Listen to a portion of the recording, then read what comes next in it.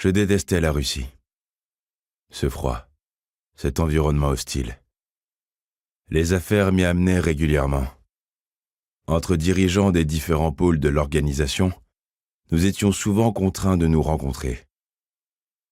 J'exécrais ce pays où rien ne semblait accueillant et où un simple sourire était très souvent mal perçu. Putain de Russes.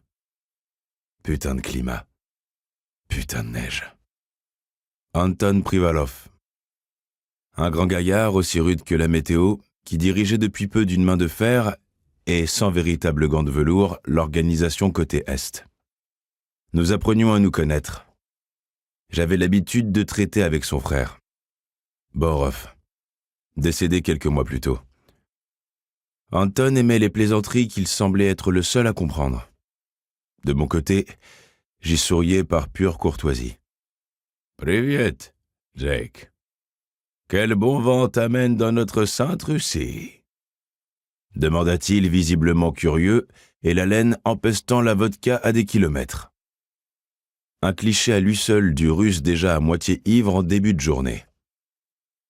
Les affaires, Anton. Toujours les affaires. Comment se porte l'organisation de ton côté ? J'ai cru comprendre que tu bénéficiais des services d'une nouvelle organisatrice. Kira, c'est bien ça ?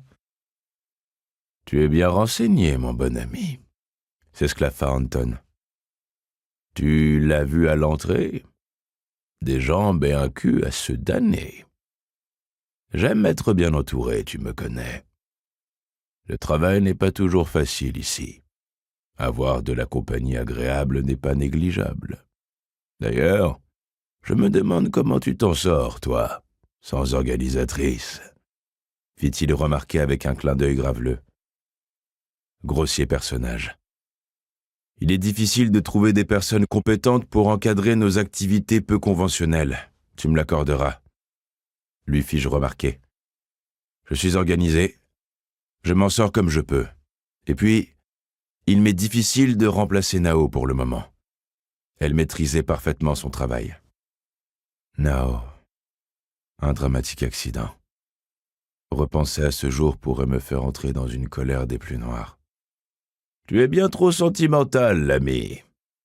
Tout le monde est remplaçable, fit-il en pointant du doigt la photo de son frère. Elles ne sont que des organisatrices. Des petites mains que l'on peut remplacer facilement. Elles sont comme ces putains en vitrine à Amsterdam. Une image. Trouve-toi une de ces belles images avec un peu de cervelle, mais pas trop quand même. Elle pourrait peut-être même alléger ta peine, me fit-il remarquer, mimant au passage un geste obscène avec un rire gras. Quel porc. Mais je suppose que tu n'as pas fait tout ce chemin pour me parler du joli cul de mon organisatrice, Jake. En effet, Anton, on avait un accord, il me semble. Il était convenu qu'un de tes hommes, un grand artiste selon tes termes, fasse un séjour à Los Angeles pour animer l'une de nos prochaines soirées. Je l'attendais il y a plus d'une semaine. De nombreux détails sont encore à peaufiner et je ne peux pas tolérer qu'un artiste ne se pointe pas, tu comprends ? Il en va de la satisfaction de mes clients. Cet enculé de William est un électron libre, cracha Anton. Je le garde parce que c'est un artiste. Un artiste, tu piges ?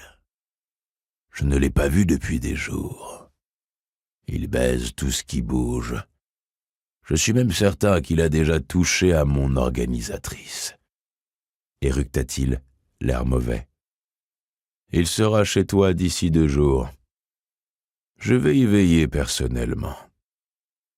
Il ne fallait pas te déplacer pour si peu. Je n'ai qu'une parole. Et tu le sais bien. Je voulais juste m'en assurer en personne, Anton.